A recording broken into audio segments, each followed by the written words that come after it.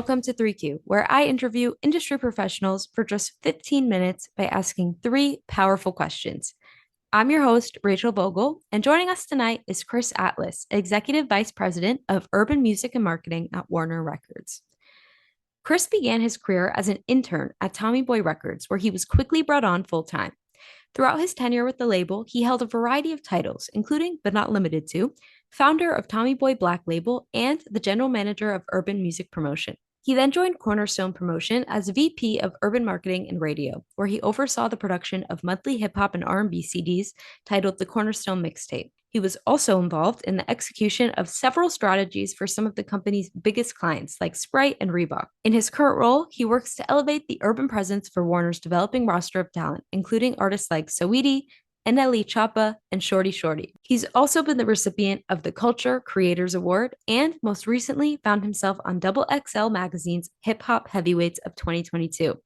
So it's fair to say we are in for a real treat tonight. Chris, thanks for being here. Thanks for having me. I'm really excited to speak with you, Rachel. Thank you. All right, so let's get down to business. Are you ready for question number one? I'm ready. Imagine for a second you're sitting down with your 25-year-old self. What one piece of advice would you give him on a personal note? And what one piece of advice would you give him from a business perspective? One piece of advice on a personal note: stay true to who you are. Understand the purpose that you want to serve, not only in business, but in life, and work towards that. On a business note, remember some of the people you meet going up, maybe some of the people you meet going down. Always treat individuals with respect, courtesy, and confidence, and remain consistent at all time. Consistency creates and breeds productivity, which breeds success. Was there ever a time that you kind of had trouble being consistent, or that it was just kind of super hectic? Yeah, I mean, I think I've definitely had times where it takes work to remain consistent. You have life influences, relationship influences, job influences. You have a number of things that may come at you at any given time that could either be a distraction or a hindrance.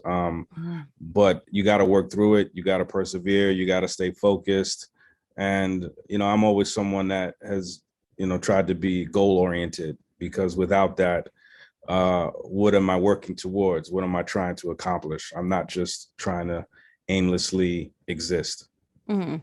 That's great. So it looks like you have a lot of great experience all in promotion and in the marketing field. I'm curious, have you ever thought of entering a different field as you were going up, or were you always kind of set on that? I mean, music and entertainment has always been my passion and first love. I used to be a DJ. I used to be a producer, when I was in high school and college. Dabbled as an artist, as I think most, young people do, when you're with your friends and you're making music. So the arts and music and entertainment has always been my passion. And I think through the tenure of my career, I've been able to touch a number of different aspects of, entertainment, from of course, promoting, the artist, to marketing the artist, but also marketing on the brand side, corporate side, A&Ring records, doing deals, on certain artists and records. So I've been able to have a view to the full scope of entertainment. Whether my title directly reflected, marketing or promotion, I've always, been knowledgeable, and I've always tried to study all aspects of it. So I have a full sense of the business. Nice. Yeah, I think it's super important to always stay well-rounded. Yeah, all right. Agreed. Every industry has its dirty little secrets, and we both know that it's no different in the music industry.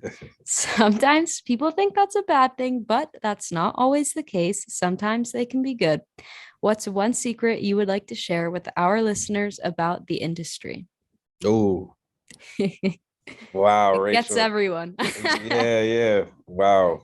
what's a dirty little secret about the industry? I don't know if I can say that. I might, I might be shunned by my peers and my colleagues. I won't tell anyone except for post the episode. Yeah.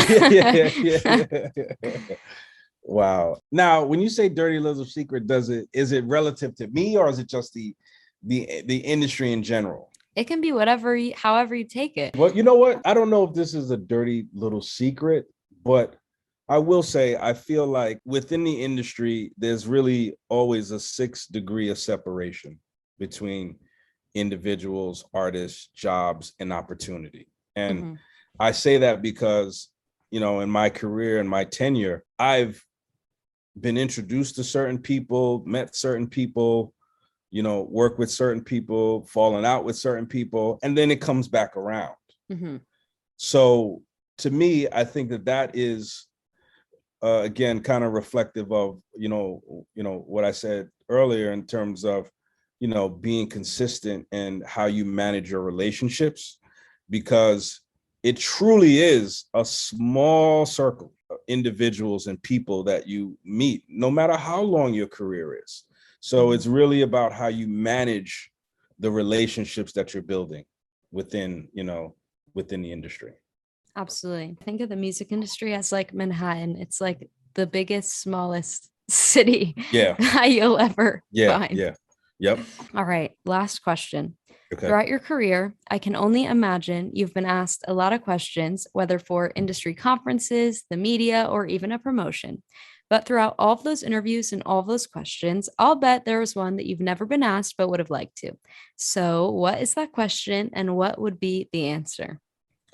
I guess the question I would have liked to have been asked in interviews but never asked is, what's the hardest thing I've ever had to do in my job, in my profession? And the hardest thing I've had to do is not deliver. And I say that because I'm someone that is very passionate about the work I do. I try to build connection to the artists that I work with. And it's very difficult when I'm unable to deliver, whether it's relative to tools, resources, or maybe the artist, or maybe the product or the music. So I've been blessed to be able to work with a lot of artists, and some are successful, some are not. And it's always a struggle and a challenge for when you're not able to deliver, and there's a lot of circumstances that come with that. So I think that is something that is a longer question in terms of why I haven't been able to deliver, or what didn't work, or why it didn't work. And there's a lot of different scenarios in each of those, examples. So I think that would be something that I've never been asked, and it's, to me, it's a valid question, and it shows the other side of when you don't have success. Right.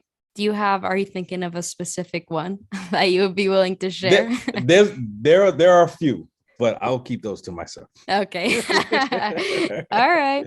I think that was a great question. I think it also goes hand in hand with like marketing, coming up with ideas, and that, yes, one idea you could love and absolutely love, and you think it's the best idea ever, but then for some reason, the manager, the artist, whoever doesn't like it, you're not going to go through with it. It can be crushing. Yes. But you got to move on. you got to move on. That's a good way to look at it. Absolutely. All right. Well, Chris, it has been so great having you on tonight. I appreciate taking the time to chat. Thank you, Rachel. It's great speaking with you. Yes, you as well. And this was a fun interview, and those were definitely fun questions, and you stumped me at least once. Well, I did my job. And to all my listeners, I know you enjoyed hearing from Chris just as much as I enjoyed speaking with him. So stay tuned for next week's episode of 3Q, where I interview industry professionals for just 15 minutes by asking 3 powerful questions. See you next time.